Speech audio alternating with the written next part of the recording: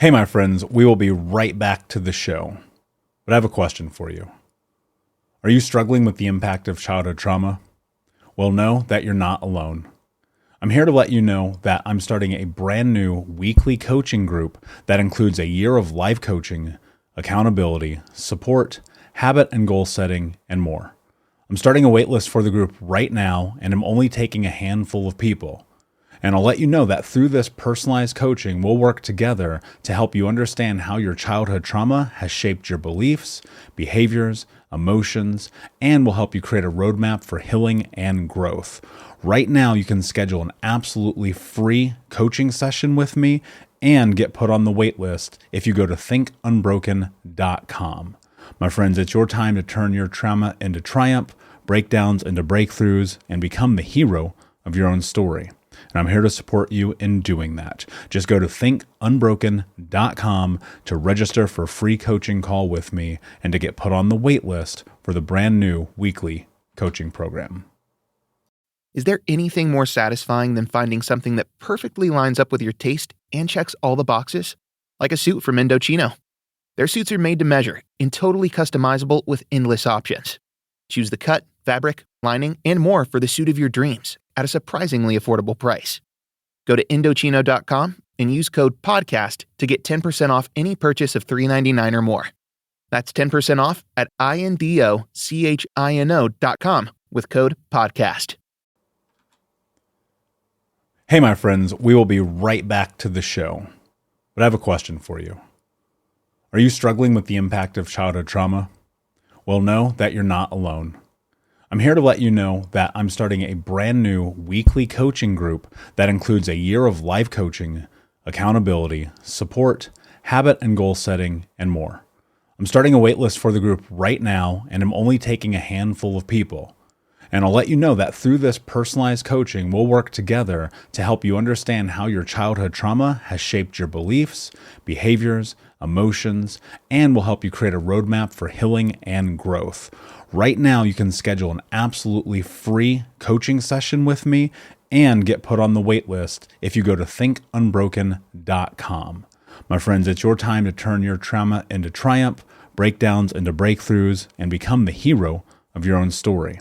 And I'm here to support you in doing that. Just go to thinkunbroken.com to register for a free coaching call with me and to get put on the wait list for the brand new weekly coaching program. You're listening to the Think Unbroken Podcast, and I'm your host, Michael Unbroken. I'm an author, speaker, coach, and advocate for adult survivors of childhood trauma and abuse. In this podcast, you will learn how to transform your trauma into triumph, turn breakdowns into breakthroughs, and go from victim to being the hero of your own story. You can learn more at thinkunbrokenpodcast.com, and of course, check us out on Apple Podcasts and Spotify at Think Unbroken Podcast. Hey, what's up, Unbroken Nation? Hope that you're doing well wherever you are in the world. I'm Michael Anthony, author, speaker, coach, and advocate for adult survivors of childhood trauma. And of course, you're listening to the Michael Unbroken Podcast. Today, I am visited with a very cool guy, special close friend, Kaylor Betts. Kaylor, how are you, my friend? What is going on? Well, first off, man, I have to up my intro game in my podcast. You just inspired me. That was like, you could say that in your sleep. Okay. I'm doing great, man. I'm just up here in cold Canada and got my toque on, so I'm a little bit warmer than usual, and I'm ready to have a good conversation, man.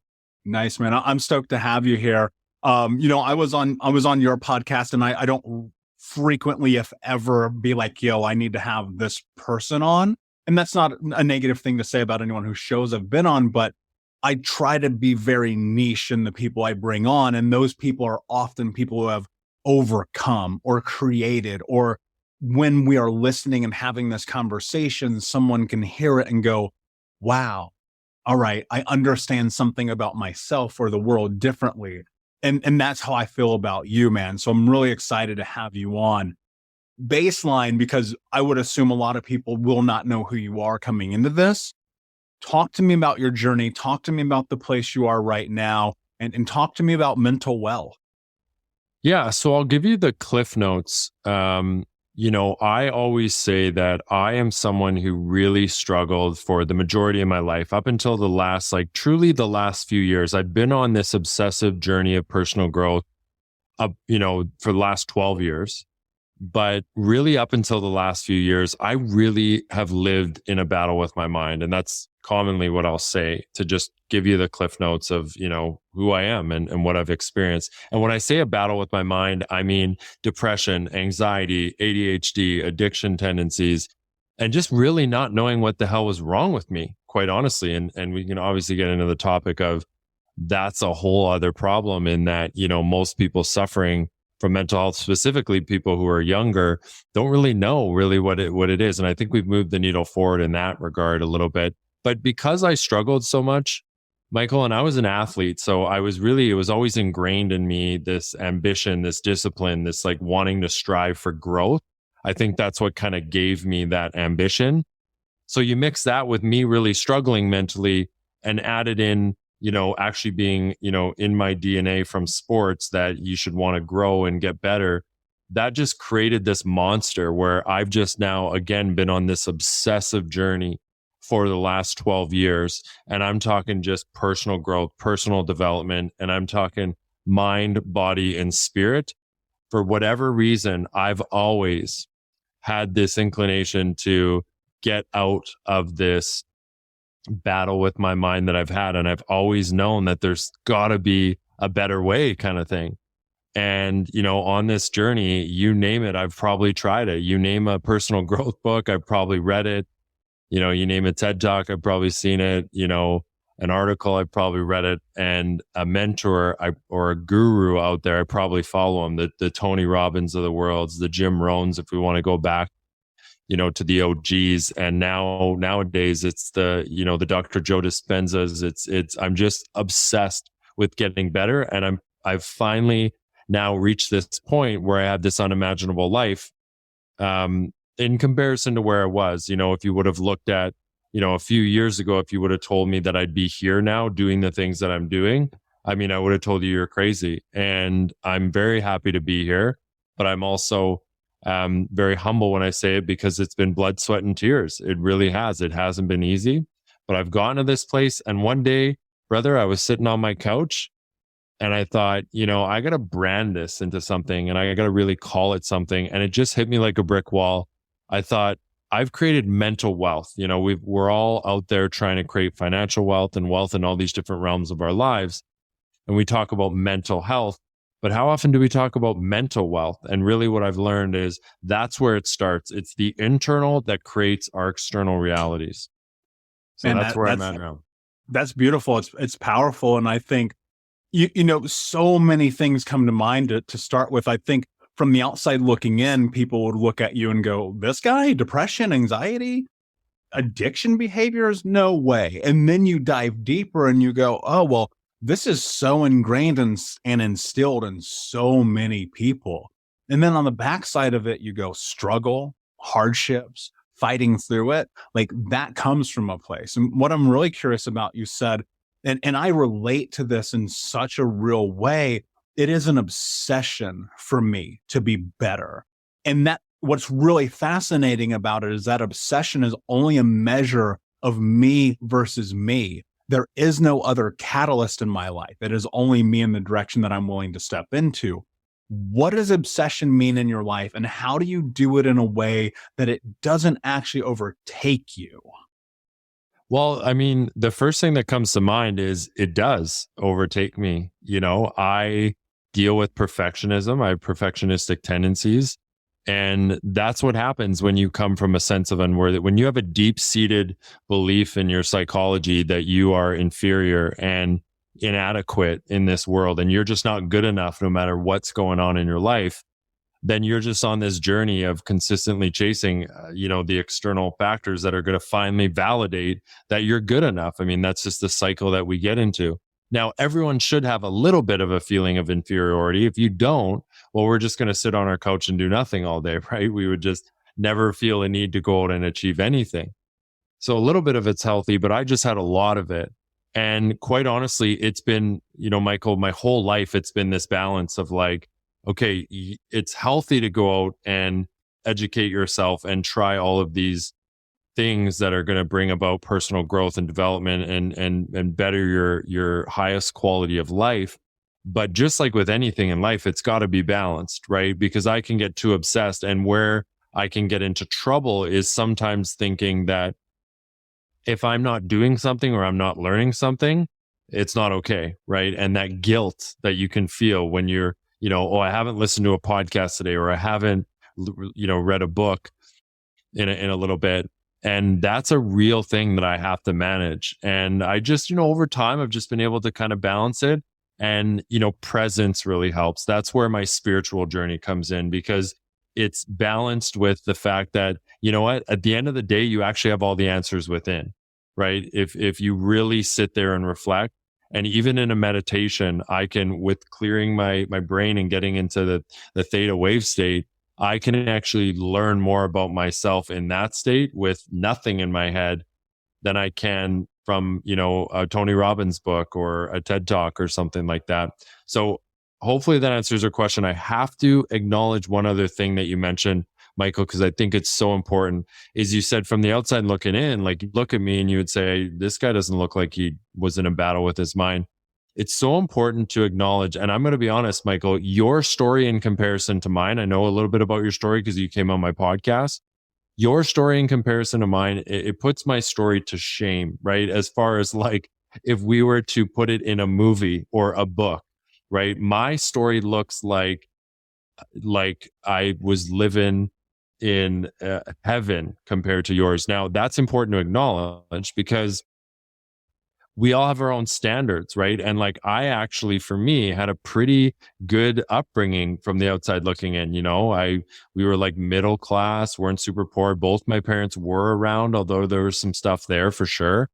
But, and we had enough money to do the things we kind of wanted. We were pretty, quote unquote, not poor, but, we didn't always have the money to do everything we wanted. But yeah, and I was a good athlete. I was popular. I had a personality, but inside, I was in a battle with my mind. And that's the most important thing I want to acknowledge, is like, our circumstances do not equate to our mental well-being, right? You can be, and this is why you see celebrities and rich people who struggle all the time. You can have really good circumstances, and sometimes those are the people that feel the most empty. Yeah, absolutely. And look, I often think about this idea of comparison and how it is such a really ridiculously hard battle to face within ourselves, because there's always a measurement, right? There's always that place where you're kind of looking and wondering and scoping out and going, is my life that bad? Is my life that great? And I've ultimately just come to the conclusion that life is life. It is what it is. I can't control it. And I just try to exist within it.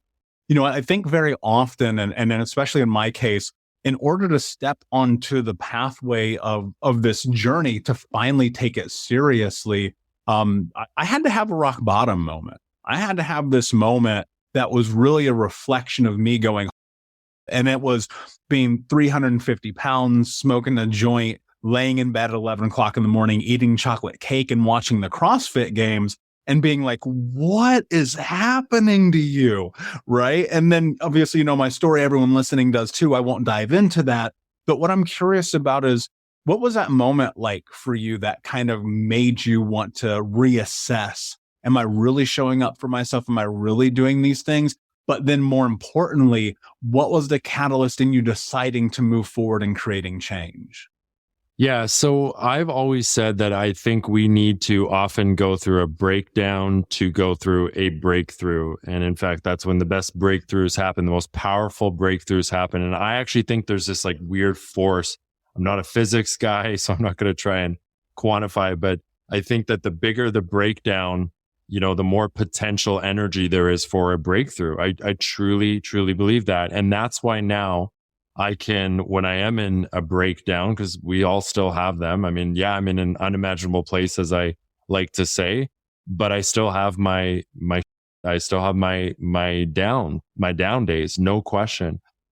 But when I am in those down days, I know that everything I've been through in the past has been the greatest gifts that have forced action in my life and forced me to change and put me on the right path and given me the feedback so I could learn as much as I needed to So now I look at them in a different way. And people ask me all the time how I can coach people who have been through, all day long. I'm hearing like really hard stories and people who are going through really hard things. And I don't really let it get to me anymore because I actually weirdly, and I do not want this to sound like I am underestimating or diminishing the trauma and the things that some people have been through, but I look at them as an opportunity for growth. And that's what I just want to convey to anyone listening. Like, that's the first thing you should be thinking when you go through a hard time is, what's the blessing here? What is the lesson here?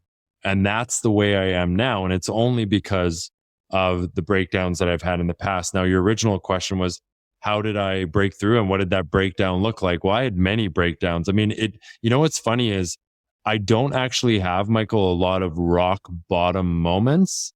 It just, the whole thing sounds like, or the whole thing feels like it was a breakdown. It was like I just was always at rock bottom. And then I'd have a good day here or there, and then I'd go back down. I'd have a good day or maybe a good week, and then I'd go back down. And it was finally where I actually found a bunch of CDs of Tony Robbins, like Awaken the Giant Within, in my dad's car. And this was like around 12, 13, 14 years ago. And I listened to it, and he was the first person that really actually made me realize that there is way more potential out there, and you can actually change your brain, change your thoughts, change the way you live your life, and you can actually live an extraordinarily happy, joyous, blissful life. And he was the first person that made me realize that that was even possible. And he like instilled this thing inside of me that then just sparked that journey of like, you know what? And I had this mantra, Michael. It's very simple. I just said, I'll always fight it. I almost got it tattooed on me. I just always said, I'll always fight it. I'll always fight it.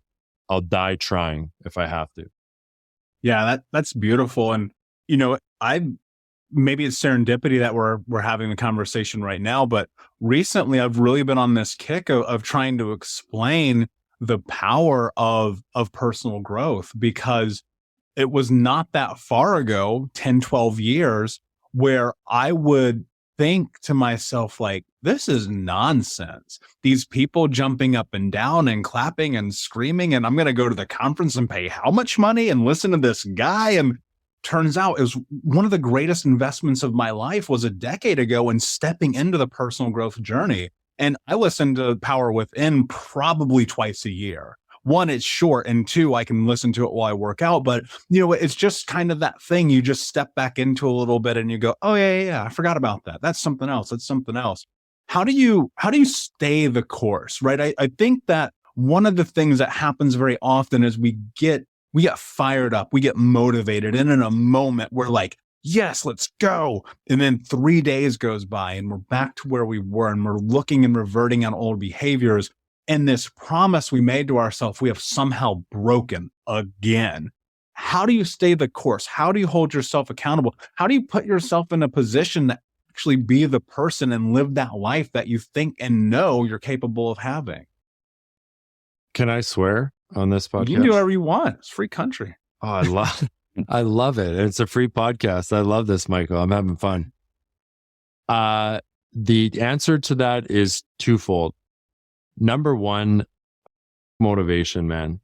Motivation is what messes everyone up, and it's what everyone relies on. And this is why we are absolutely horrible at following through on things, is because we rely on motivation. And actually, research will tell you that motivation actually only lasts if you start a goal and you embark on a new venture. It actually only really lasts an average of 19 days. That's how long the average New Year's resolution will last. And then when you don't have motivation, it's like, well, all right, well, why am I going to go? I don't actually feel like it. And then you get in this debate of like, should I go? Should I go? Should I not do it? Should I, and you're having this debate, and you might be able to do it for 1 day or 2 day longer, but eventually that willpower is going to fatigue like a muscle. And that's what research shows us as well too. So what we have to do is build habits, right? Habits are the root and fundamental principle of any successful person. Show me a successful person. I'm not just talking cars, money, and and status. I mean successful as in someone who's genuinely like successful in all realms of life, happy. And you show me, and I guarantee you, they can show you habits that they do day in and day out that they don't always feel like doing, that they don't always have the motivation to do, but it's so ingrained as this automatic behavior, the neural pathways in their brain, they've been doing it for long enough that it just is like when you get into a car, you put on your seatbelt. When you just before you go to bed, you grab your toothbrush and you start brushing your teeth. We don't have to think consciously about these things. We don't have to be motivated to do these things.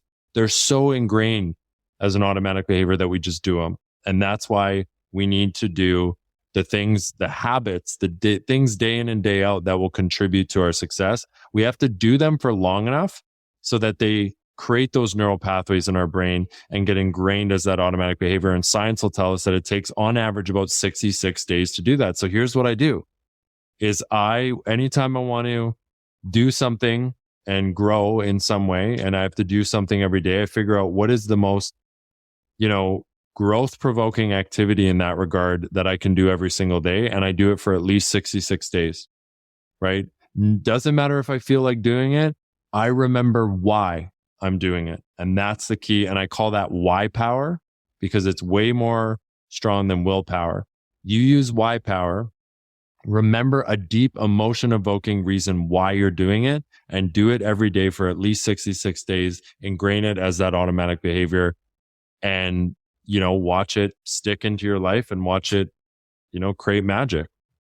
Yeah. I mean, there's no question. I fully am on board with this. And to me, I don't like motivation. I think it's only a catalyst to get you started. The reality is that anything great that you're going to do in life is going to come through continuity. And it's going to come through doing hard things because nothing great has ever come easily. And you hear that and it's faux pas and it's cliche, but it's true. Cliches are cliches because they're true. And I think about the journey of stepping onto this path and being willing to acknowledge the fact that you have to do really difficult, uncomfortable things to get to that place. And then leveraging the understanding that on a long enough timeline, if you're willing to hold the line, you can very likely find success. One of the things, and since we are two men having this conversation that I want to talk about that I think is really important, is what role does compassion play in your life? Because on one hand, yes, of course, you got to go. You have to do it. You have to be aggressive, default aggressive, our friend Jocko Willink says. But for you, what does compassion mean in your life and kindness for yourself on this journey? Yeah, I mean, that's a great question. And the first thing that comes to mind is compassion for self. I mean, obviously having compassion for other people is actually, quite honestly, pretty easy for most of us. I think most people, it's easy to be compassionate to others. I think we still need way more of that. Trust me. I understand if some people are even mad at me saying that. But I think for most of us, especially with a growth mindset, we're compassionate for others. What we really need and what would actually help others and the others around us is if we had more compassion for ourselves. But I have a little bit of a different take on compassion in that the first thing that comes to mind when you ask me about how I have compassion for myself is when I think of self-love. Let's say that's the buzz term that everyone's talking about, self-love, which I'm okay with. I like that. We got to love ourselves. But I really think of it as if you love yourself, and I think that's the question to ask. If you love yourself, what would you do in this moment? Right? If you truly love and care for yourself and your body and your spirit, what in this moment is going to serve and align with that the most? And sometimes that's picking up a book. And I think we have a really good innate instinct of what we should be doing in any moment that will serve our highest quality of life. I just really have the instinct to know that, what, you've chilled for the last hour. You should be reading a book or listening to a podcast or making doing some prospecting or doing something in your business that is a revenue generating activity, and then I think you have to just really have that conversation with yourself. Okay, and this is why self-awareness is so important. You've worked for the last 4 hours. You're getting a little brain fog. your brain's a little tired, your eyes hurt, you have a little bit of a tight feeling in your chest, like that's when I know, like, okay, it's time to go do some breath work and some cold shower and some meditation. And then I also know that there's some times where it's like, Kaylor, when's the last time you took a day off? Now it's time to literally do whatever the you want today, whether that's watching Netflix, eating ice cream, whatever. And I have those days too. But I really think that it's easier than we think to know what to do in every situation. We just have to have that reflection and ask ourselves, if you really love yourself and have compassion for yourself, what would you do in this moment that's going to serve your highest quality of life? And really include all factors and experiment. And if you're having trouble with that, the best strategy, I think, is to get outside yourself and say, if you were your best friend, if you were someone that you love, what would you tell that person to do right now?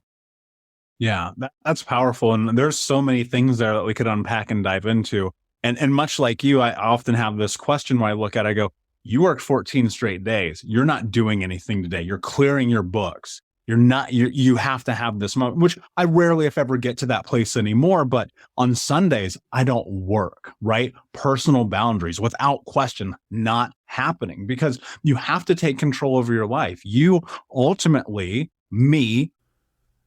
We'll be right back to the show. But before we do, I want to tell you about today's sponsor, factormeals.com, where if you go to factormeals.com/unbroken50 and use the code unbroken50, you can get 50% off your first order. That's factormeals.com/unbroken50.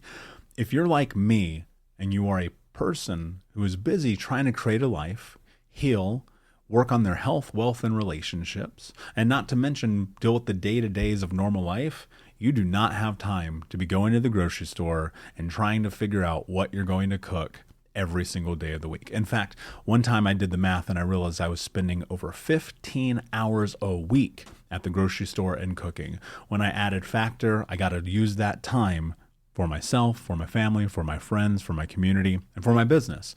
And so if you're in the place where you need some more support in the kitchen, head to factormeals.com/unbroken50 and use the code unbroken50 to get 50% off. I am the person in control of all the things that happen in my life. And without understanding that, it's really easy to get swept up in this idea that you don't have control. And I know right now, without question, there are people listening who go, well, great, that's easy for you guys. You guys are coaches. You do this, you do that. But I don't believe that I'm an anomaly. I know for certain you don't believe that either.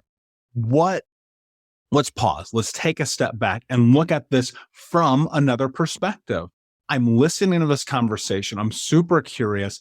I've listened to Tony Robbins before, but I just can't seem to get my mind wrapped around this. I can't seem to get my life in control. I cannot seem, for whatever it is, to be able to show up, to be the hero of my own story, to love myself, whatever that thing is. Where do I start? Like, how do I really do this? Yeah. And I mean, I think the key is in the word start.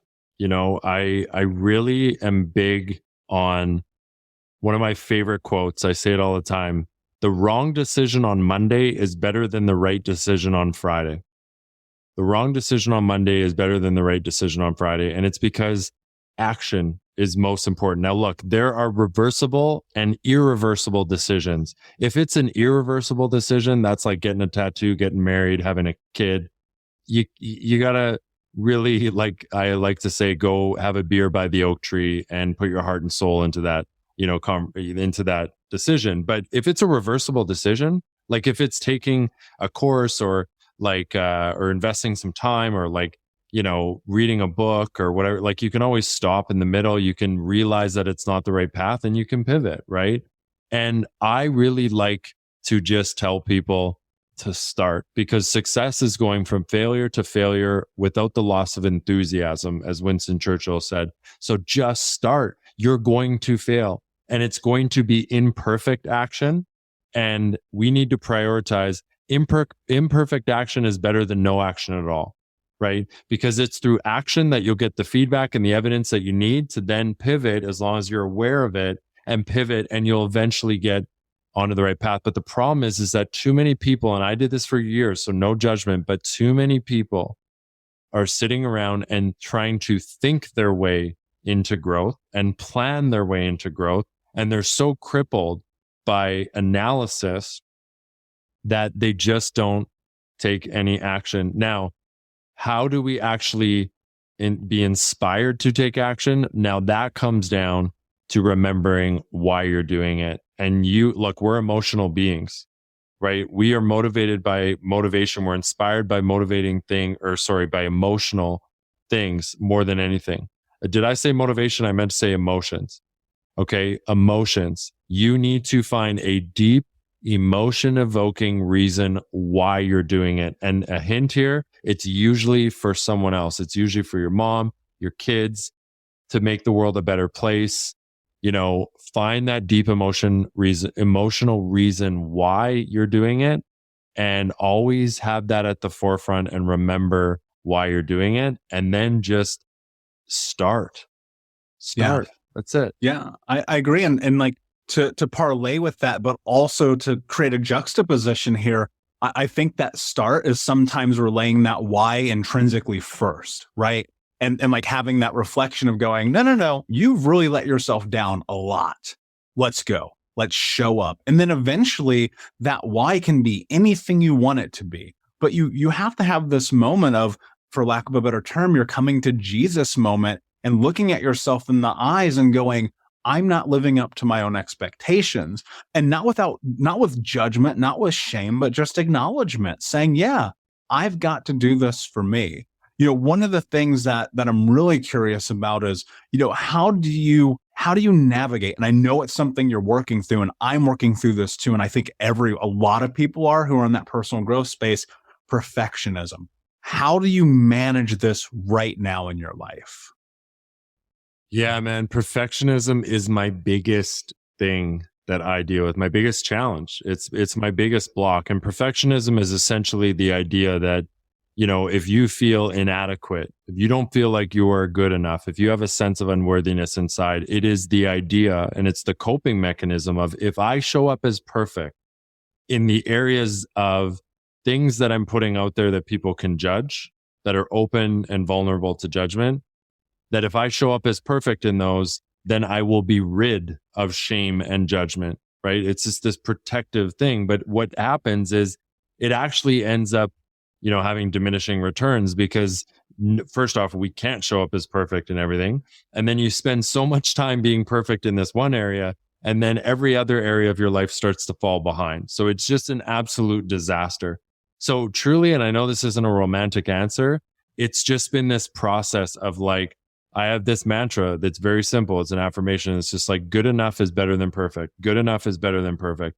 And I've actually learned to prioritize speed. And that quote that I said, the wrong decision on Monday is better than the right decision on Friday, I've really learned to doing is better than not doing anything. And when my perfectionism, in the days where it had the strongest hold on me, Michael, it actually prevented me from taking any action at all. Because if I realized that it was exhausting to make all this perfect, then I actually would just like hide in my shell, and I would decide to just like watch Netflix and eat pizza and smoke weed, right? It was easier. So I've learned that if I just take a bunch of imperfect action, that actually equals success. You look at anyone who's successful, every single thing they've done has been imperfect, but they've just like done a lot. They've done a lot. They've read a lot of books. They've put a lot of content out there. They've, whatever it is that you're trying to be perfect in.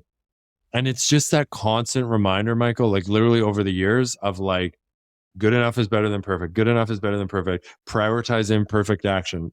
Wrong decision on Mondays is better than the right decision on Friday. And after a while, you get used to it. And then that becomes the new conditioning, to the point where it becomes unconscious competence, meaning you don't even have to think about it. It just usually happens. And then I slip into my old patterns sometimes. And then I remind myself and get back on the right track.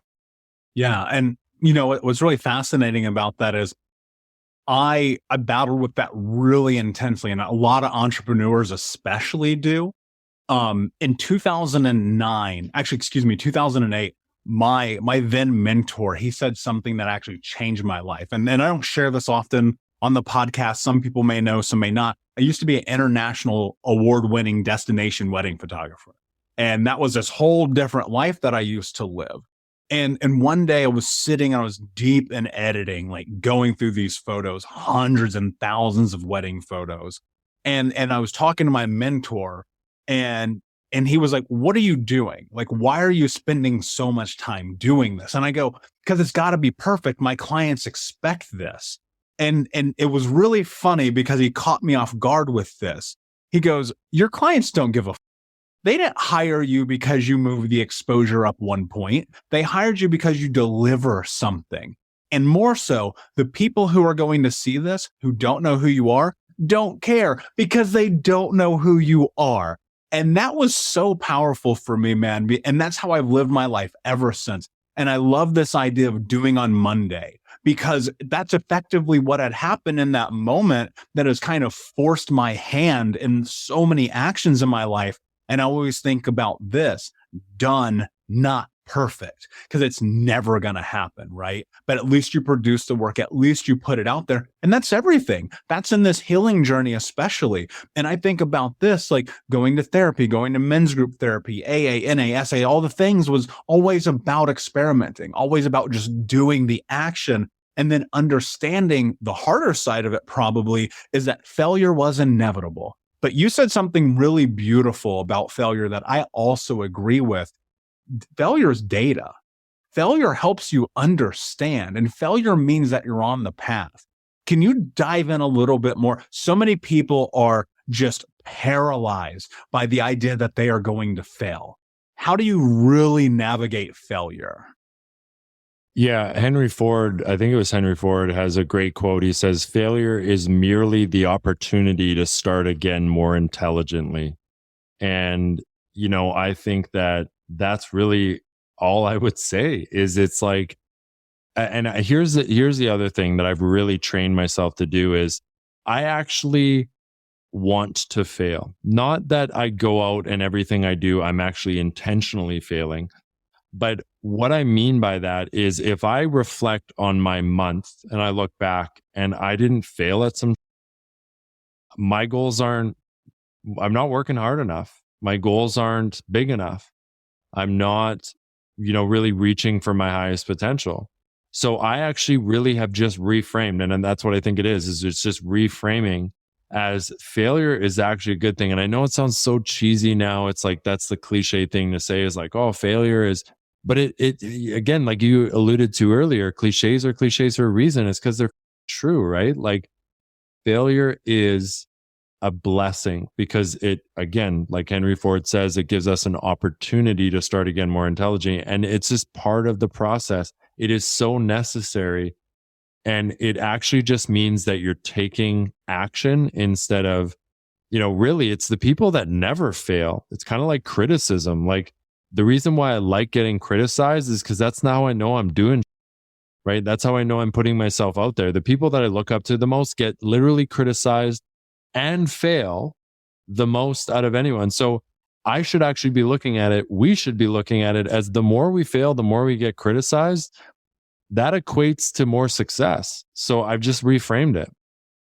Yeah. Yeah. And so much of it is reframing, right? You're changing and reevaluating your understanding of the world based on the evidence that you have that either proves or disproves hypotheses about the hypothesis about the way that you exist in the world. One of the things I wonder about is how do you self-determine the power that you have in your life? And what I mean by that is I think often people do things for the wrong reasons while simultaneously believing that they're making the choices based on the right reasons. How do you actually kind of, for lack of a better term, be the narrator of your own story here? If I'm grasping what you're asking, this is actually a conversation I had recently, is we very not often really ask ourselves why we're doing things. So, for example, I was talking to a dating coach. She's a good friend of mine. I had her on the podcast. Well, I'll give her a shout out, Katie Grimes. She's amazing. And we are talking about, relationships and whatnot. And she says that one of the things she asks her clients a lot is, because we're all, well, not everyone, but a lot of us are seeking, if we're single, a lot of us are seeking love, seeking a romantic or intimate partner. And she says, we very, often don't ask ourselves why. And what does a relationship symbolize for you? What does a marriage symbolize for you? So, and this can be applied to any realm of life. It's like, if you're building a business, it's like, why? Why are you building this business? If you want to make, $10,000 a month, why? What does that symbolize for you? And I think that really all it takes is just like, again, going, having a beer by the oak tree and like really sitting down and like clearing out the noise and like really asking yourself, what are the reasons? And there's going to be a little bit of everything, right? Like for me, for my business and my growth, there will always be, Michael, there will always be the insecure little inner child that I have that is screaming out that I just want to be accepted, loved, and feel like I'm good enough and adequate. There will always be that little part of me, and it may diminish. It may even be only 1% one day, but it'll always be there. And I've just learned to manage it. I've just learned to talk to it and have that conversation with it. And sometimes I'll literally sit there and be like, what is my inner child telling me right now? What is that little insecure, inadequate little boy trying to seek right now? And as long as I balance that with other intentions that serve my highest quality of life more, then it's all good, right? He can come to the party and he can be there a little bit. I use it as fuel. But, I've really taken a look at like, why am I trying to build this business, And yeah, a little bit for status, money, all these different things for my ego. I mean, I think anyone would be lying if they said they weren't building something for those reasons. But I've just really worked hard on really making sure that it's also genuinely for just, bringing something that makes the world better. And most importantly, makes the people around me better and creates these beautiful experiences in my life so that by the end of my life, I can say that if you put my life into a book, people would actually really want to read it. I don't know if that answered your question, but that's what came to mind. Yeah, no, that's beautiful. And that's reason enough, right? And I think about legacy constantly, right? And recognizing that on a long enough timeline, I'm going to die before my goals come to pass because that's how high I'm shooting this, right? And I think about that and I'm okay with it because it's about just going into it and moving forward. That said, and I would be remiss if I didn't ask this question as two men here sitting who've been on such this incredible journey to ask you this, because I know that there are men listening and they are the minority, and women, I know you're listening and this will apply to you as well. But I want you to make your men in your life listen to what I'm about to ask, because I think it's really important. We as men struggle profoundly with the understanding of man up. And I hear those words and it makes me furious to an extent, right? Because that definition, and I'm so desperately, and I know you are as well, trying to change that narrative around it. I think that one of the ways that you get there is becoming uncomfortably comfortable with recognizing that as a man, you are going to have to go back and comfort the child version of yourself. Talk to me about that journey that you've been on in getting to that place of comfort through discomfort with having connection with your child self.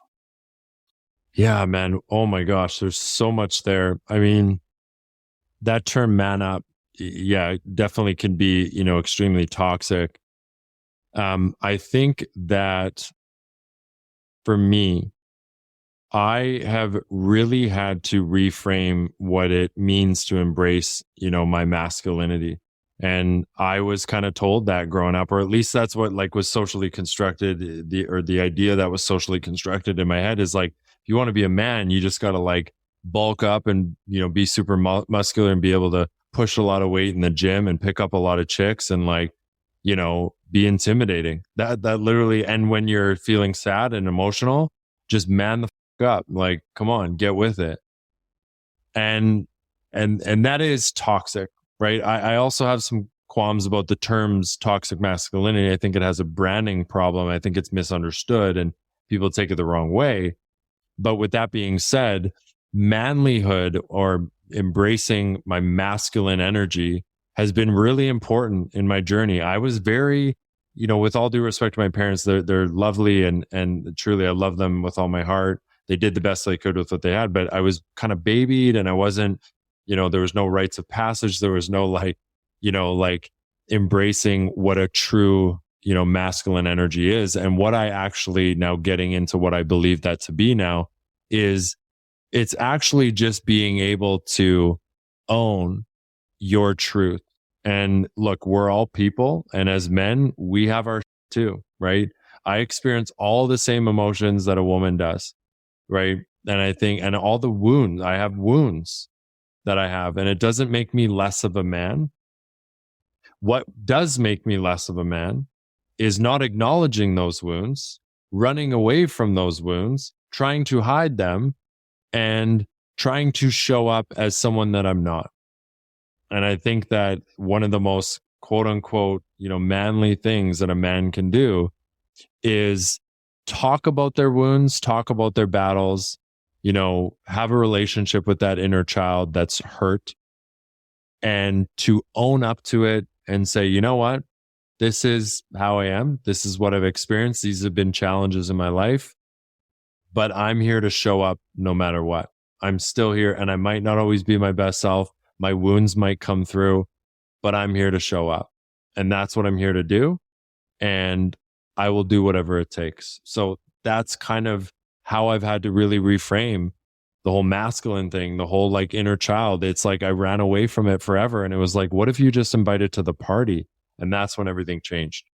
Yeah. And you used the word acknowledgement. And I think that is such the perfect word to label in this entire journey as being this catalyst for change and being able to step into it, because we do have to acknowledge like there's nothing easy. And I think often there is a huge misnomer, and I think it is miscommunicated.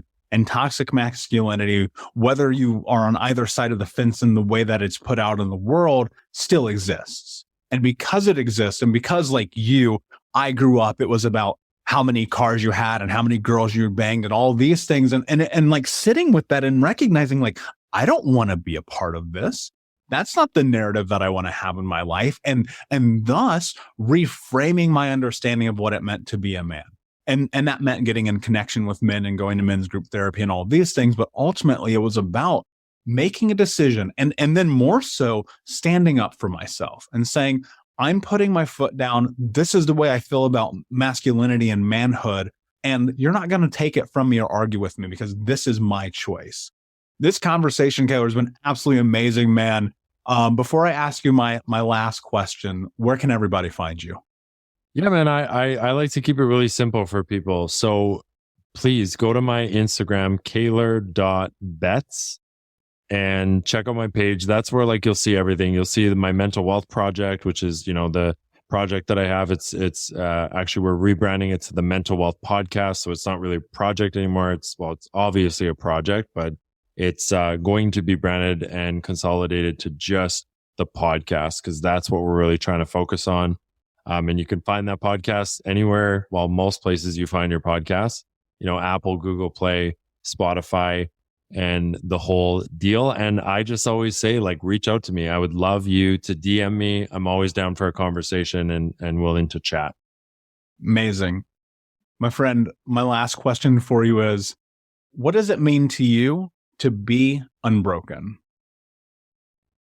Well, I would say that being unbroken is the same term and has a lot of parallels and is very congruent with my term that I use for my brand, which would be mental wealth.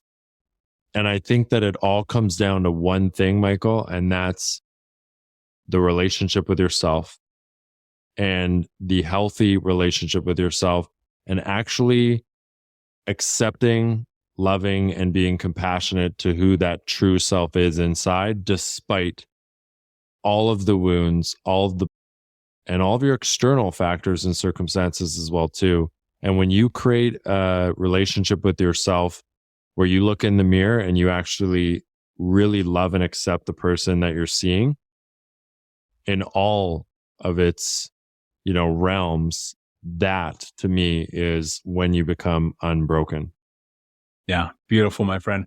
Couldn't have said it better myself. Unbroken Nation, thank you so much again for hanging out with us. Please check out Kaylor's work. He's absolutely incredible. Please like, subscribe, comment, follow, share with a friend.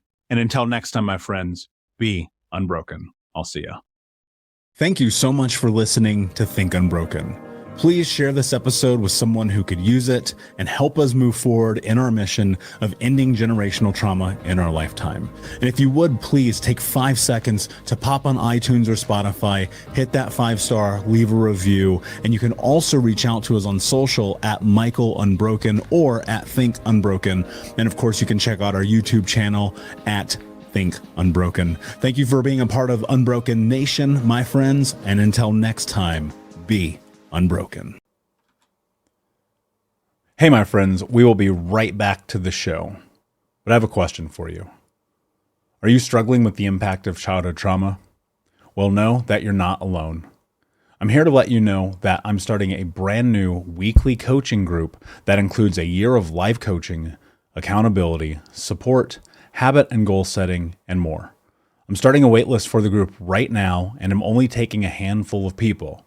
And I'll let you know that through this personalized coaching, we'll work together to help you understand how your childhood trauma has shaped your beliefs, behaviors, emotions, and will help you create a roadmap for healing and growth. Right now, you can schedule an absolutely free coaching session with me and get put on the wait list if you go to thinkunbroken.com.